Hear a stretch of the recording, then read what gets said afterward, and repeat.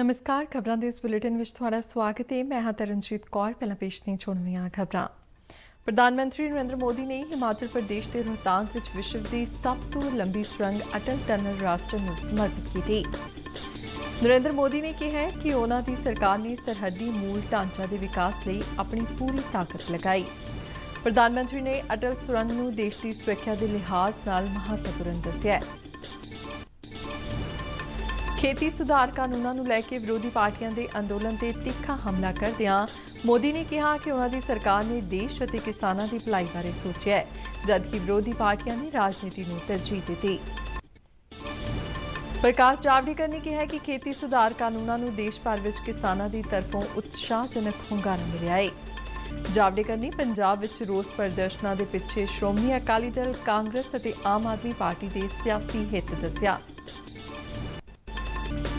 विदेश मंत्रालय ने कहा है कि करतारपुर लांघे को मुड़ खोले जाने संबंधी केंद्रीय सेहत मंत्रालय, गृह मंत्रालय और होर संबंधित धिरां नाल संपर्क जारी है।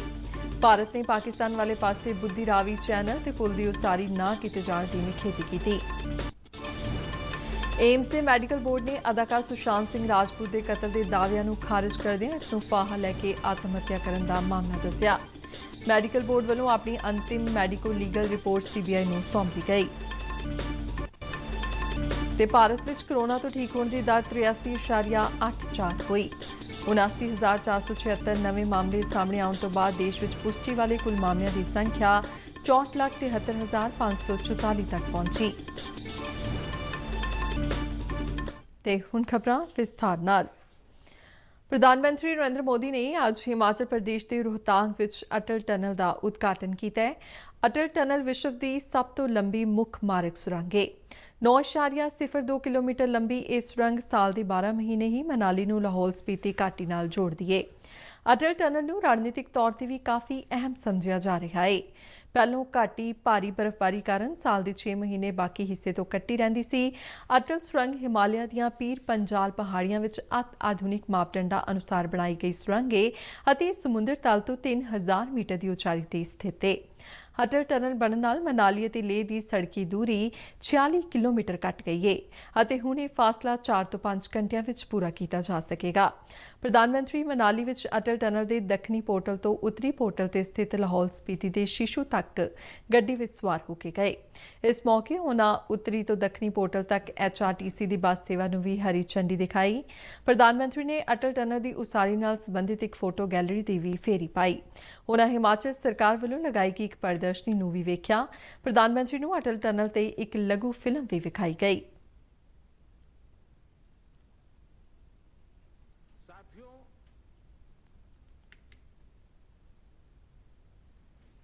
उद्घाटनी समागम दौरान अपने संबोधन में प्रधानमंत्री ने कहा कि उन्होंने सरकार ने सरहदी मूल ढांचा के विकास लिए अपनी पूरी ताकत लगाई है। उन्होंने कहा कि सरहदी विकास मूल ढांचा ते विशेष जोर देंदियां सड़कों, पुलों और सुरंगों की उसारी का काम वड्डे पद्धर ते किया जा रहा है। नरेंद्र मोदी ने कहा कि सरकार के इन्हां फैसलों का लाभ आम आदमी के नाल साडियां हथियारबंद फौजां नूं भी मिल रहा है।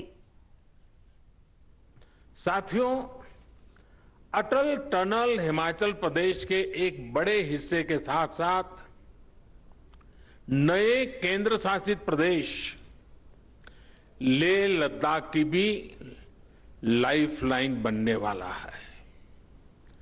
अब सही मायनों में हिमाचल प्रदेश का ये बड़ा क्षेत्र और लेह लद्दाख देश के बाकी हिस्सों से हमेशा जुड़े रहेंगे। प्रगति पथ पर तेजी से आगे बढ़ेंगे। इस टनल से मनाली और केलोंग के बीच इसकी दूरी 3-4 घंटे कम हो ही जाएगी। पहाड़ के मेरे भाई बहन समझ सकते हैं कि पहाड़ पर 3-4 घंटे की दूरी कम होने का मतलब क्या होता है। ਆਪਣੇ ਸੰਬੋਧਨ ਵਿੱਚ ਰੱਖਿਆ ਮੰਤਰੀ ਰਾਜਨਾਥ ਸਿੰਘ ਨੇ ਕਿਹਾ ਕਿ ਪ੍ਰਧਾਨ ਮੰਤਰੀ ਨਰਿੰਦਰ ਮੋਦੀ ਨੇ ਹਮੇਸ਼ਾ ਹੀ ਅਟਲ ਟਨਲ ਦੀ ਉਸਾਰੀ ਦੀ ਚਿੰਤਾ ਕੀਤੀ। ਉਨ੍ਹਾਂ ਕਿਹਾ ਕਿ ਅਟਲ ਟਨਲ ਦੀ ਉਸਾਰੀ ਲਈ ਸਰਹੱਦੀ ਸੜਕ ਸੰਗਠਨ ਦੀ BRO ਦੇ ਅਧਿਕਾਰੀਆਂ ਤੇ ਕਰਮਚਾਰੀਆਂ ਨੇ ਮੁਸ਼ਕਿਲ ਅਤੇ ਖਤਰਨਾਕ ਹਾਲਾਤ ਵਿੱਚ ਕੰਮ ਕਰਕੇ ਇਸ ਪ੍ਰੋਜੈਕਟ ਨੂੰ ਅੰਜਾਮ ਦਿੱਤਾ ਹੈ। ਰੱਖਿਆ ਮੰਤਰੀ ਨੇ ਅਟਲ ਟਨਲ ਨੂੰ ਹਿਮਾਚਲ ਪ੍ਰਦੇਸ਼ ਦੀ ਸਮਾਜਿਕ ਤੇ ਆਰਥਿਕ ਤੌਰ ਤੇ ਮਜ਼ਬੂਤੀ ਲਈ ਬਹੁਤ ਮਹੱਤਵਪੂਰਨ करार ਦਿੱਤਾ। जब से आपने प्रधानमंत्री के रूप में अपनी जिम्मेदारी संभाली है, बराबर इस अटल टनल रोहतांग के बारे में आपने चिंता की है, आपका इन्वॉल्वमेंट रहा है, जानकारी हासिल करते रहे कि क्या प्रगति है, और आपने इसकी विशेष चिंता की कि समय से यह टनल पूरा हो जाए। सामान्यतः हमने देखा होगा कोई प्रोजेक्ट होता है, कुछ समय के बाद उसकी प्रोजेक्ट कास्ट बढ़ जाती है, लेकिन जो प्रोजेक्ट कास्ट पहले से निर्धारित थी उसी प्रोजेक्ट कास्ट के अंतर्गत ही बॉर्डर रोड ऑर्गेनाइजेशन ने इस काम को पूरा किया है। इसलिए बॉर्डर रोड ऑर्गेनाइजेशन को इसके लिए मैं अपनी तरफ से हार्दिक बधाई देता हूं। ਅੱਜ ਦੇ ਸਮਾਗਮ ਨੂੰ ਹਿਮਾਚਲ ਪ੍ਰਦੇਸ਼ ਦੇ ਮੁੱਖ ਮੰਤਰੀ ਜੈਰਾਮ ਠਾਕੁਰ ਨੇ ਵੀ ਸੰਬੋਧਨ ਕੀਤਾ ਹੈ। ਇਸ ਮੌਕੇ ਕੇਂਦਰੀ ਵਿੱਤ ਰਾਜ ਮੰਤਰੀ Anurag Thakur, chief of defence staff general Bipin Rawat ਤੋਂ ਇਲਾਵਾ ਭਾਰਤੀ ਫੌਜ ਅਤੇ BRO ਦੇ ਸੀਨੀਅਰ ਅਧਿਕਾਰੀ ਵੀ ਮੌਜੂਦ ਸਨ। ਪ੍ਰਧਾਨ ਮੰਤਰੀ ਨਰਿੰਦਰ ਮੋਦੀ ਨੇ ਖੇਤੀ ਸੁਧਾਰ ਕਾਨੂੰਨਾਂ ਵਿਰੁੱਧ ਪ੍ਰਦਰਸ਼ਨਾਂ ਨੂੰ ਲੈ ਕੇ ਵਿਰੋਧੀ ਪਾਰਟੀਆਂ ਤੇ ਹਮਲਾ ਬੋਲਦਿਆਂ ਕਿਹਾ ਕਿ ਇਹਨਾਂ ਪਾਰਟੀਆਂ ਦਾ ਖੇਤੀ ਸੁਧਾਰਾਂ ਬਾਰੇ ਵੀ ਇਹੋ ਖਿਆਲ ਸੀ, ਪਰ ਉਹਨਾਂ ਚੋਣਾਂ ਦੇ ਮੱਦੇਨਜ਼ਰ ਇਹਨਾਂ ਸੁਧਾਰਾਂ ਨੂੰ ਲਾਗੂ ਕਰਨ ਦੀ ਹਿੰਮਤ ਨਹੀਂ ਕੀਤੀ। ਰੋਹਤਾਂਗ ਵਿੱਚ ਅਟਲ ਟਨਲ ਦੇ ਉਦਘਾਟਨ ਤੋਂ ਬਾਅਦ ਸੁਲੰਗ ਘਾਟੀ ਵਿੱਚ ਇੱਕ ਜਨਤਕ ਰੈਲੀ ਨੂੰ ਸੰਬੋਧਨ ਕਰਦਿਆਂ ਪ੍ਰਧਾਨ ਮੰਤਰੀ ਨੇ ਕਿਹਾ ਕਿ ਜੋ ਖੇਤੀ ਸੁਧਾਰ ਕਾਨੂੰਨਾਂ ਦਾ ਵਿਰੋਧ ਕਰ ਰਹੇ ਨੇ ਉਹ ਕਿਸਾਨਾਂ ਨੂੰ ਪਿਛਲੀ ਸਦੀ ਵਿੱਚ ਹੀ ਰਹਿਣ ਦੇਣਾ ਚਾਹੁੰਦੇ ਨੇ ਅਤੇ ਹੁਣ ਜਦ ਉਹਨਾਂ ਦੀ ਸਰਕਾਰ ਨੇ ਖੇਤੀ ਦੇ ਖੇਤਰ ਵਿੱਚ ਵਿਚੋਲਿਆਂ ਤੇ ਹਮਲਾ ਬੋਲਿਆ ਏ ਤਾਂ ਇਹ ਪਾਰਟੀਆਂ ਹਿੱਲ ਗਈਆਂ ਨੇ। ਆਪਣੇ ਸੰਬੋਧਨ ਵਿੱਚ ਪ੍ਰਧਾਨ ਮੰਤਰੀ ਨੇ ਨਵੇਂ ਕਿਰਤ ਕਾਨੂੰਨਾਂ ਦੇ ਫਾਇਦਿਆਂ ਦਾ ਵੀ ਜ਼ਿਕਰ ਕੀਤਾ। ਨਰਿੰਦਰ ਮੋਦੀ ਨੇ ਕਿਹਾ ਕਿ ਉਹਨਾਂ ਦੀ ਸਰਕਾਰ ਆਤਮ ਨਿਰਭਰ ਭਾਰਤ ਦੇ ਟੀਚੇ ਲਈ ਕੰਮ ਕਰਦੀ ਰਹੇਗੀ। ਉਹਨਾਂ ਕਿਹਾ ਕਿ ਨਵੇਂ ਕਿਰਤ ਕਾਨੂੰਨਾਂ ਨੇ ਮਹਿਲਾਵਾਂ ਨੂੰ ਪੁਰਸ਼ਾਂ ਦੇ ਬਰਾਬਰ ਤਨਖਾਹ ਤੇ ਮੌਕੇ ਦਿੱਤੇ ਨੇ। ਪ੍ਰਧਾਨ ਮੰਤਰੀ ਨੇ ਵਿਰੋਧੀ ਪਾਰਟੀਆਂ ਦੀ ਆਲੋਚਨਾ ਕਰਦਿਆਂ ਕਿਹਾ ਕਿ ਸਦੀ ਬਦਲ ਗਈ ਪਰ ਇਹਨਾਂ ਦੀ ਸੋਚ ਉਹੀ ਰਹੀ। ਪ੍ਰਧਾਨ ਮੰਤਰੀ ਨੇ ਕਿਹਾ ਕਿ ਉਹਨਾਂ ਦੀ ਸਰਕਾਰ ਵੱਲੋਂ ਕੀਤੇ ਗਏ ਸੁਧਾਰਾਂ ਵੱਖ-ਵੱਖ ਸੇਵਾਵਾਂ ਦੇ ਡਿਜੀਟੀਕਰਨ ਅਤੇ ਸਿੱਧੇ ਲਾਭ ਤਬਾਦਲੇ ਨਾਲ ਸਮੇਂ ਅਤੇ ਪੈਸੇ ਦੀ ਬਚਤ ਹੋਈ ਹੈ ਅਤੇ ਭ੍ਰਿਸ਼ਟਾਚਾਰ ਨੂੰ ਖਤਮ ਕੀਤਾ ਹੈ। ਉਹਨਾਂ ਕਿਹਾ ਕਿ ਸਰਕਾਰ ਲਗਾਤਾਰ ਜਨਤਾ ਦੀਆਂ ਸਮੱਸਿਆਵਾਂ ਘੱਟ ਕਰਨ ਦੀ ਕੋਸ਼ਿਸ਼ ਕਰ ਰਹੀ है। सुधार कानूनों का विरोध करने वाले कहते हैं कि यथास्थिति बनाए रखो, पिछली सदी में जीना है जीने दो, लेकिन देश आज परिवर्तन के लिए प्रतिबद्ध है और इसलिए ही कृषि क्षेत्र के विकास के लिए कानूनों में ऐतिहासिक सुधार किया गया है। और ये जो सुधार है वो उन्होंने भी पहले सोचे थे, वे भी चाहते थे,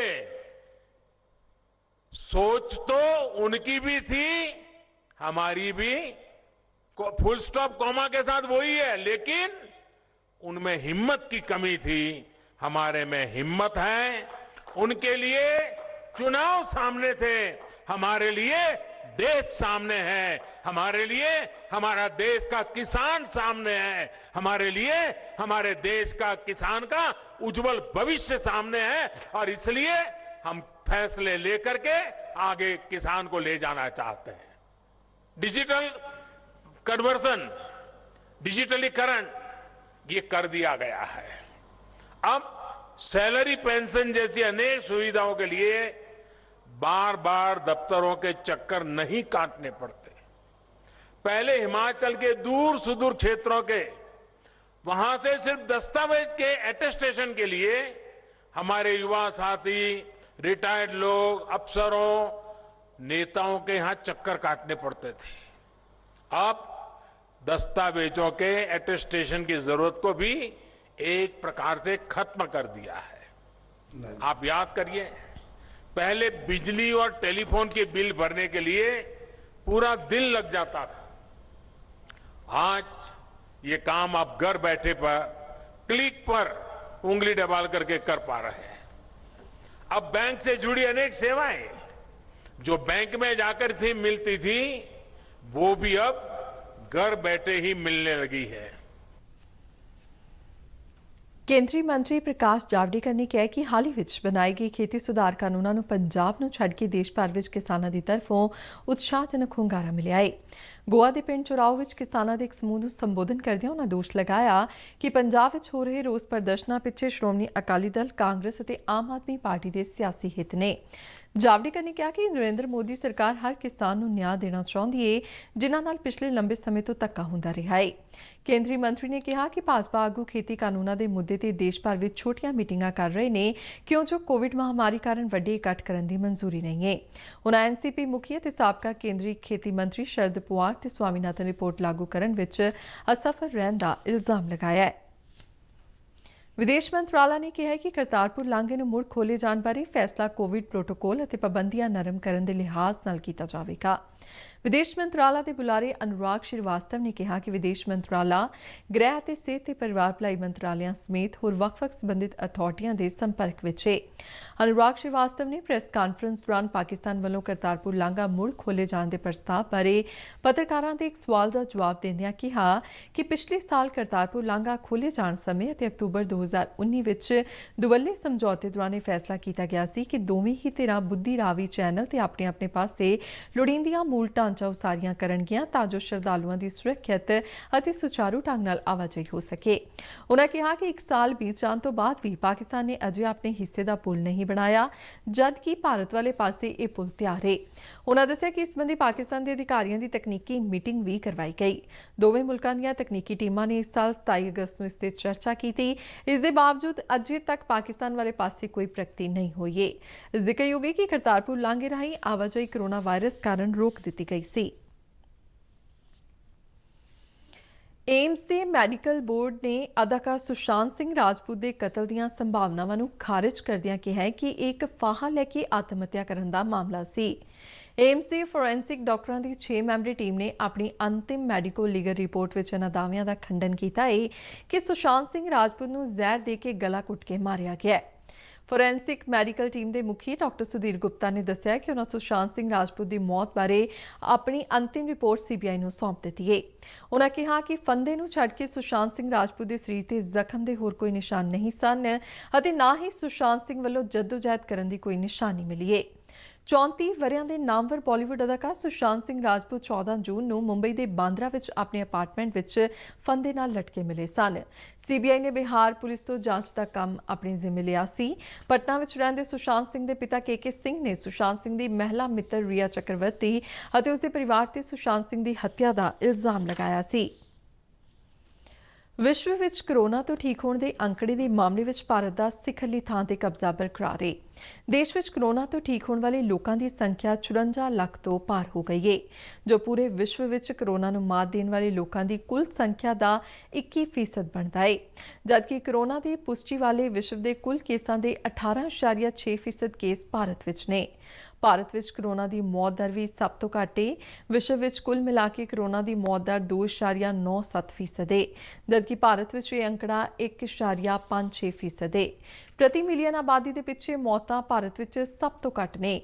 ਕੇਂਦਰੀ ਸਿਹਤ ਮੰਤਰਾਲਾ ਅਨੁਸਾਰ ਬੀਤੇ ਦਿਨ ਭਾਰਤ ਵਿੱਚ 75,628 ਕੋਵਿਡ ਮਰੀਜ਼ ਸਿਹਤਯਾਬ ਹੋਏ, ਜਿਸ ਮਗਰੋਂ ਕੋਰੋਨਾ ਤੋਂ ਠੀਕ ਹੋਣ ਦੀ ਦਰ 83.84% ਹੋ ਗਈ ਹੈ। ਪੰਜਾਬ ਵਿੱਚ ਵੱਖ-ਵੱਖ ਸਿਆਸੀ ਪਾਰਟੀਆਂ ਤੇ ਜਥੇਬੰਦੀਆਂ ਵੱਲੋਂ ਖੇਤੀ ਕਾਨੂੰਨਾਂ ਵਿਰੁੱਧ ਪ੍ਰਦਰਸ਼ਨ ਜਾਰੀ ਨੇ। ਕਾਂਗਰਸੀ ਲੀਡਰ ਰਾਹੁਲ ਗਾਂਧੀ ਭਲਕੇ ਮੋਗਾ ਜ਼ਿਲ੍ਹੇ ਦੇ ਬਦਨੀ ਕਲਾ ਪਿੰਡ ਵਿੱਚ ਇਹਨਾਂ ਕਾਨੂੰਨਾਂ ਦੇ ਵਿਰੋਧ ਵਿੱਚ ਪਾਰਟੀ ਵੱਲੋਂ ਆਯੋਜਿਤ ਕੀਤੀ ਜਾ ਰਹੀ ਟਰੈਕਟਰ ਰੈਲੀ ਦੀ ਅਗਵਾਈ ਕਰਨਗੇ। ਇਸ ਰੈਲੀ ਵਿੱਚ ਪੰਜਾਬ ਦੇ ਮੁੱਖ ਮੰਤਰੀ ਕੈਪਟਨ ਅਮਰਿੰਦਰ ਸਿੰਘ, ਕਾਂਗਰਸ ਪਾਰਟੀ ਦੇ ਕੌਮੀ ਜਨਰਲ ਸਕੱਤਰ ਅਤੇ ਪੰਜਾਬ ਮਾਮਲਿਆਂ ਦੇ ਇੰਚਾਰਜ ਹਰੀਸ਼ ਰਾਵਤ, ਸੂਬਾ ਕਾਂਗਰਸ ਦੇ ਮੁਖੀ ਸੁਨੀਲ ਜਾਖੜ ਅਤੇ ਕਈ ਹੋਰ ਕਾਂਗਰਸੀ ਲੀਡਰ ਵੀ ਮੌਜੂਦ ਰਹਿਣਗੇ। ਇਸੇ ਤਰ੍ਹਾਂ 5 ਤਰੀਕ ਨੂੰ ਵੀ ਸੰਗਰੂਰ ਜ਼ਿਲ੍ਹੇ ਵਿੱਚ ਰੈਲੀ ਕੀਤੀ ਜਾਵੇਗੀ। ਤੀਜੀ ਅਤੇ ਅੰਤਿਮ ਰੋਸ ਰੈਲੀ ਪਟਿਆਲਾ ਜ਼ਿਲ੍ਹੇ ਦੇ ਸਮਾਣਾ ਵਿੱਚ 6 ਅਕਤੂਬਰ ਨੂੰ ਹੋਵੇਗੀ। C2 ਪੰਜਾਬ ਦੀ ਅਗਵਾਈ ਵਿੱਚ ਅੱਜ ਆਂਗਨਵਾੜੀ ਵਰਕਰਾਂ ਤੇ ਹੈਲਪਰਾਂ ਵੱਲੋਂ ਗੁਰਦਾਸਪੁਰ ਦੇ ਦੀਨਾਨਗਰ ਵਿੱਚ 3 ਤੋਂ 6 ਸਾਲ ਤੱਕ ਦੀ ਉਮਰ ਦੇ ਬੱਚਿਆਂ ਨੂੰ ਪ੍ਰੀ ਪ੍ਰਾਇਮਰੀ ਸਕੂਲਾਂ ਵਿੱਚ ਦਾਖਲਾ ਕਰਕੇ ਸੰਗਠਿਤ ਬਾਲ ਵਿਕਾਸ ਸੇਵਾਵਾਂ ਨੂੰ ਖਤਮ ਕਰਨ ਦੀ ਕੋਸ਼ਿਸ਼ ਦਾ ਇਲਜ਼ਾਮ ਲਗਾਉਂਦਿਆਂ ਵਿਰੋਧ ਪ੍ਰਦਰਸ਼ਨ ਕੀਤੇ ਗਏ।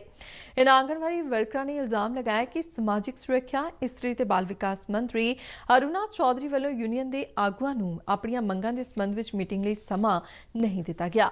ਆਈਫਾ ਜਥੇਬੰਦੀ ਦੇ ਕੌਮੀ ਪ੍ਰਧਾਨ ਊਸ਼ਾ ਰਾਣੀ ਤੋਂ ਇਲਾਵਾ ਸੀਟੂ ਦੇ ਜਨਰਲ ਸਕੱਤਰ ਰਘੁਨਾਥ ਸਿੰਘ, ਪ੍ਰਧਾਨ ਮਹਾ ਸਿੰਘ ਰੋੜੀ ਅਤੇ ਆਂਗਣਵਾੜੀ ਮੁਲਾਜ਼ਮ ਯੂਨੀਅਨ ਦੀ ਸੂਬਾਈ ਪ੍ਰਧਾਨ ਹਰਜੀਤ ਕੌਰ ਪੰਜੋਲਾ ਨੇ ਵੀ ਰੋਸ ਰੈਲੀ ਨੂੰ ਸੰਬੋਧਨ ਕੀਤਾ ਹੈ। ਤੇ ਇਸ ਨਾਲ ਹੀ ਖਬਰਾਂ ਦਾ ਇਹ ਬੁਲੇਟਿਨ ਖਤਮ ਹੁੰਦਾ ਹੈ। ਆਗਿਆ ਦਿਓ। ਨਮਸਕਾਰ।